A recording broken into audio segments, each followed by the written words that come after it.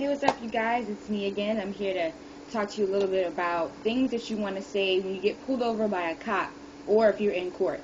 These are different things that apply to sovereign people, and these are words that you need to spit at the law, I guess, when you get pulled over at court. Again, I'm not a lawyer, and so this is not legal advice. This is just information. You got to put that out there. But definitely look up the information that I'm saying to your, by yourself so you can research it. And also, I'm just letting you know, y'all will get tired of me. I'm going to be tagging all my friends in it because I feel like this is a very, very important information that everybody needs to know. So I'm going to do it so everybody knows how to spit it like they're online. You know what I'm saying? Like they're just like, delegation of authority, blah, blah, blah. So you're going to spit it. You're going to have it memorized in your head. That's what I want. That's what we need to do. So without further ado, I'm basing this information off of a video that I've seen on YouTube. I'll put a link down there. It's with a gentleman who is a Moorish American who they took his kids. The cops took his kids. They brought him home. The kid was like 10 years old. I don't even know why they did it. But it's basically going about what he's saying. I'm going to list some things that he's talking about. He talks about, your title, the naturalization rights, delegation of authority, affidavit of fact, just different things, constitutional fold, things that I'm going to go list on it and break it down a little bit for you. So you want to get a pen and pencil, start writing them down. I'm going to put some stuff on, little things so you guys can look that up too, and some links so you can see the video. I'll try to go look at the video before, then come here, because I'm going to break it down for you a little bit. I'm going to try to be fast, but still not be boring at the same time, so just bear with me. Okay. So at the beginning, the cops bring his child home, and he's like, well, what are you doing? And they're saying, identify yourself. The cops ask him to identify himself. Well, he says that he doesn't need to identify himself. He does not have a name. He has a title because Moors do not have names. They have titles, and Christians have names. And when I say Christian, and when he says Christian, we're not talking about the religion Christian. We're actually referring to a people. Europeans were referred to as Christians back in the day. And if you look at the Friendship and Peace Treaty, you'll see that they talk about that a lot as well. They refer to Moors, dark-skinned people, as Moors, and then the European ancestrals were referred to as Christian. So, a little bit on that. So, when we go down there, he starts to talk about how he doesn't have a name, he has a title. We don't have names, we have titles, we have distinctions. We carry ourselves with, royalty. We shouldn't be carrying these names, or these European names that were given to us. That's not who we are. We need to take back our true name. So, that's what he's saying, and which is your free national name. So, that's what he was referring to when he says that. And so they go on to talk about why you have my kid, and he's like, I'm not going to be playing any games with you and whatnot. And he talks about, you took an inalienable and inalienable right, to your constitutional rights. Now, what they're talking about is, they speak about your unalienable rights in the Declaration of Independence. They actually state that it says, we hold these truths for self-evident. That means men are created equal, that they are endowed by the Creator with certain unalienable rights. Among these are life, liberty, pursuit of happiness. That's a movie. Now, what he's saying is an inalienable right is the rights which are not capable of being surrendered or transferred without the consent of one's possession of such rights. Now, inalienable rights means the state of a thing or a right to which cannot be sold. So they're basically saying these rights that you can't be given or taken. Nobody can take you a right or give you a right. Nobody can, grant you or say you have this much rights or have that much rights. Nobody can do that. Nobody can tell you that. Only the Creator can tell you that, and they ain't the Creator. Okay, so just a little bit on that. And what they're saying is they took an oath, and what oath they're talking about is the oath of office. This is what all the juries, not the juries, I'm sorry, but like the police officers, the judges, all of them, they go through this oath, and you can look it up. It's I have right here. It's called the Private Reaffirmation of the Oath of Office and Security Agreement, and it's the one I found, and everybody has to sign it. And there are specific keywords in here if you look and you notice, specifically when it talks about privately owned things like that. It says that if you don't understand it, they need to get a lawyer. So they sign it, so they all understand what they're signing, obviously, because they signed it, right? So a little bit of things that they said in there, it goes to phrase like, is this a failure to correct any of these violations? And it says, unalienable rights, both brought to my attention in the civil rights violation actionable against me under, and they say some 42 USC, I have to figure out what that is, and cause action. So they're saying they are attesting under penalty and perjury under the laws of the United States of America that they're going to uphold our inalienable rights. So they saying they're going to do this. They are going to protect our rights. They are here to protect us and our benefits and our privileges that are contained with them that go under the constitutional rights. So they're supposed to be here, the privateering or the private sector, the cops, are supposed to be looking after the public. They're not supposed to be harassing the public. They're supposed to be looking after the public. So I'm just giving you a little bit of what they're signing, and so when you say this, you'll know what you're actually talking about. So they're basically going to be committing perjury under oath if they don't uphold to these rights that they're talking about. And you know, if they don't uphold to these rights, this is what it specifically says. It says they get up to 5 years of felony, because there'll be a felony in prison, and up to a $2,000 fine. And that's what they can get. And this is under the title of 28 U.S.C. Section 1746. They're signing this, and it says that they're also aware that this oath of office is a private security agreement with the accommodational party that is enforceable in the court of the common law venue. Okay, so that means they understand this is private. It's the private sector. We paying our tax money to a private sector so they can go around and harass us. That's basically what it's saying, but we don't know that because we're allowing all this to happen because we volunteer all of our rights and whatnot. And so that's a little bit of what they're talking about. And so when you're going to be speaking this information, I just want you to know a little bit of what you're going to be saying. So let's start off from the beginning. When you're in court, you get pulled over, first you're going to talk about your stats. They're going to ask you for your name, they're going to ask you for your license and all that fun stuff. If you don't have a license, you don't have a license. We don't have to have a license. Sovereign people, free people don't need to have a license because that's a controlled government. This is a corporational government that you are trying to, separate yourself from. So you're trying to let them know that you're not a part of this. So your status, that means when I talked about your title, you're saying that you are claiming your status as you are flesh and blood. This is your person. You are a natural person. You're not a corporate person. This is why you have a title, not a name under their corporation. And next, they're going to ask you about your jurisdiction. Where did it happen at? So when they pull you over, you're going to be saying that you were traveling. You weren't driving, but you were traveling down east, down the road east. Not even say road. You're traveling east. Because if you identify saying that you're staying on their corporation roads at the interstate, or you're going on Virginia Beach Boulevard or something like that, that's claiming that you're in their territory. You don't want to say that. You were just traveling. You're traveling mind your business. You know what I'm saying? You're traveling down east. That's what you're doing. You know what I'm saying? So that's just something to get what they're going to try to get you out of, because, you know, if you're in their area and you're claiming to be in their district, then it's like you're kind of like allowing them to follow under your rules, their rules. But when you're free, you don't. You don't have to go by anybody's rules but the rules of the Creator. And we all, you know, that's what we go by. And so after you go through the oath of office and you let them know that they took an oath of office to protect your unalienable rights, you go to ask them, first they need to identify themselves. Meaning they need to identify themselves. What is their nationality? Where do they come from? Who are they? And if they don't, if they cannot prove that, then a lot of them can't. A lot of them are European ancestral, so they are actually immigrants. They don't have proof of nationalization because, first of all, they're not naturalized citizens of America, okay? Or not America, but America. So they don't have that. So what he was asking for them to show proof of it. And in order to show proof, they'd have to have that, it's actually called proof, which is being at the courthouse.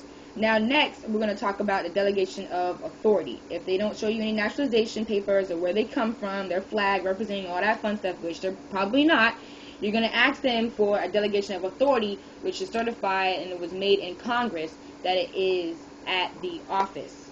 And I'm sorry, that kind of came out a little funky, but basically it's a delegation of authority. Delegation of authority is basically a piece of paperwork that was given to them by Congress. And this is not anywhere around here. This is Congress had to give them authority to say that they have jurisdiction over you, your body. So that means nobody else can tell them that they have jurisdiction over you except for you, because Congress didn't write nothing telling them that they have jurisdiction over you. There is no delegation of authority from Congress that is in written paper that is registered in the court saying that they have jurisdiction over you. And if so, it would have to be from someone who even was given authority to say that they even have the right to have authority over you. Then it would have to be sent to the Supreme Court, and they would have to give it to the cop or whomever to say that they have jurisdiction over you. Ain't no Supreme Courts around here, so ain't nobody got no jurisdiction over you, first of all. And even if they could have said it, nobody has any jurisdiction over you. Nobody can tell you you have jurisdiction over you. You see what I'm saying? Like, that doesn't make any sense. Think about that. So you're going to ask them for the delegation of authority that is from Congress, that is in written form. And you can ask them when it was written, when its expiration date is, who signed it, and there's a list of questions that you can ask them that's going to go through to verify, like, well, where is this real piece of paper at, as well as he talks about an affidavit of fact. Now, An affidavit is a written, printed declaration of statement saying that you are confirming that this is what it is. You're taking it to someone else or notary or whatever, and they're saying, yes, I am agreeing that this is fact. This is what you say. Like, I am, Johnson Johnson. Okay, I go to someone else. This is who they are. I say who they are. I don't need anyone. I say who I am, right? So you're saying an affidavit of fact to prove that they are who they say they are. And again, this is something that has to be, someone has to give this information to them. Nobody can, just automatically say, hey, you do it unless you voluntarily do it, which is a lot of what you're doing. So you need an affidavit, and this is not a motion. Don't get this confused. A motion is something that people have a choice to refuse over. And that's mostly in corporations or social, memberships or whatever. And that needs a motion, needs a second. Like, I motion that, or I want a motion. No, you don't need no motion. Don't motion. Don't put those words in there at all. It's an affidavit. So when you're writing the court system or you're trying to get something appealed, please write the correct information. Write the delegation of authority. Ask them specifically where this is. You want to see your delegation of authority, all right? You want to see them have that. Who said that they have the power over you? As Ron said, writ of, let me see here. Get that specific word. Oh, here we go. Right and nature of discovery. So anytime you're doing a demand for dismissal, summary judgment, cause of action, right of action, judicial notice, you right of the nurture discovery, and or name of reclamation, etc. All those different things, you want to make sure you list it in the correct wording. And normally, a lot of times, when I'm reading, and these have worked in situations as well from people that I know, once you ask them for those specific things, they're not going to be able to show you to them. They're not going to be able to give it to them because they don't have any authority over you. So, a lot of times, those cases get dismissed. As far as dealing with the cop, they're going to probably be kind of confused, like, what? What are you talking about, And so, you have to go, you got to play with their heads. And so, what we're going to talk about next is how they play with this on the color of law. If you notice, when they always pull us over, they be like, black male, white male, and he talks about that too. They always put in our color, like that's the only thing that they have of us. They don't talk about our natural descent of the people, because I'm not a color. That is not who I am. My skin is brown, but I am not a black woman. That is not who I am, So that's what they go through. They go through the color of law. You know what I'm saying? And that's what they've been doing. It's a corporation. They're trying to put you in that person. Again, they're trying to put you in that person, and that's your natural person. And a natural person can be injured. And when they're injured, that's the only way that they can get you in trouble. A corporational person cannot be injured because it's a corporation. So unless you're harming anybody or yourself, they have no reason to even mess with you. So what are you doing? Why are you harassing me right now? Why are you harassing me? You need to leave me alone. That's what we're saying. That's basically what they're saying. Unless it's a fictitious person cannot be injured, and that's what's going on because they're following off the corporational person. This is what you are. This is what they're going through because we're in their system. So that person can't be hurt. All this again is sounding like they're messing with our heads. It's BS. You gotta read the law. And so another thing that he's going to speak about is his naturalization rights. Naturalization rights are basically rights that give you saying that you have rights in our land. You have rights to come in our land, and you can be a naturalized citizen, which means you are born an alien, and you come here, we grant you, rights to live on our land. That's what they need to have. A lot of European, or anyone, actually, for that matter, that comes on here needs to have information or have documents.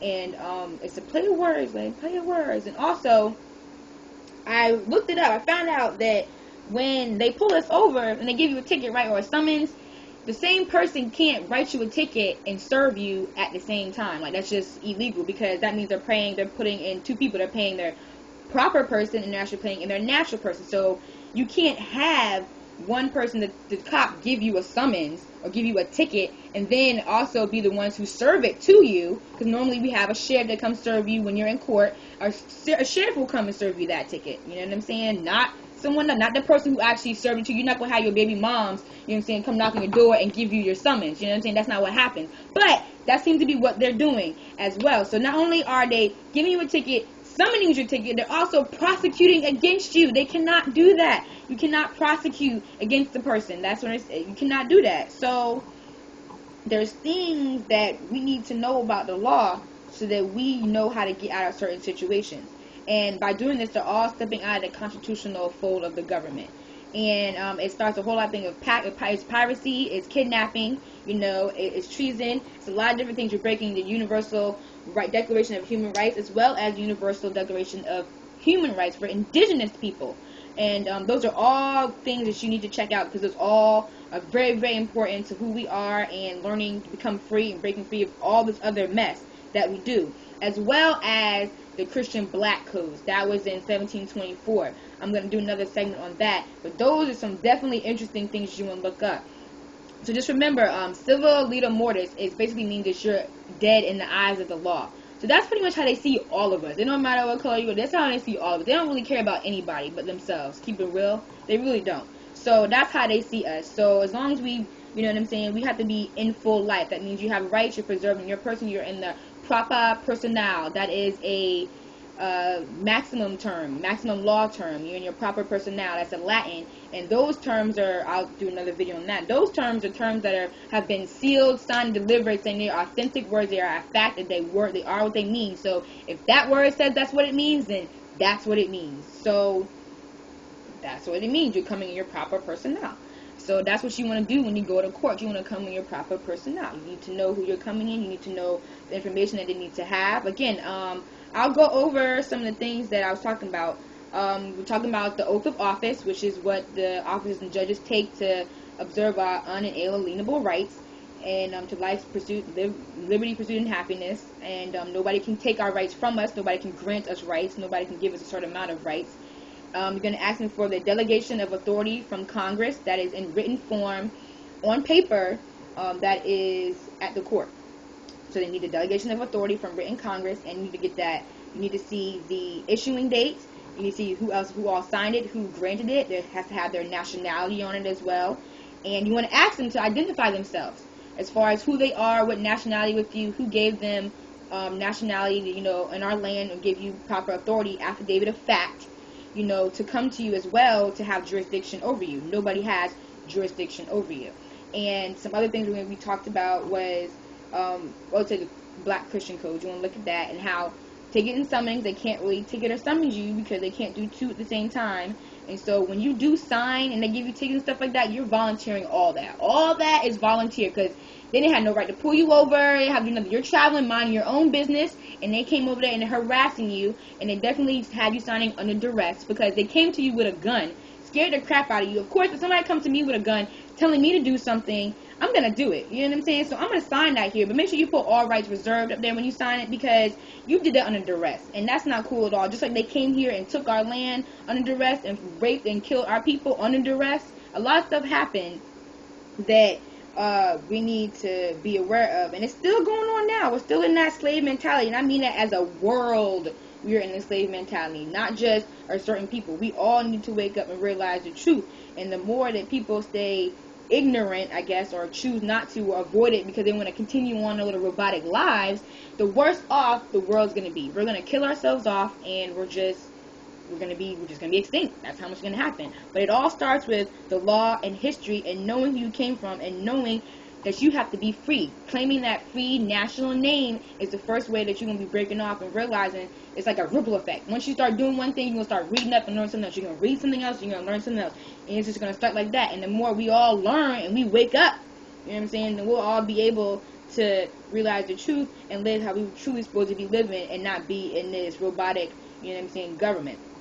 Oh, another thing I want to talk about is, I didn't even speak on it. Oh, how could I forget about it? The 14th Amendment.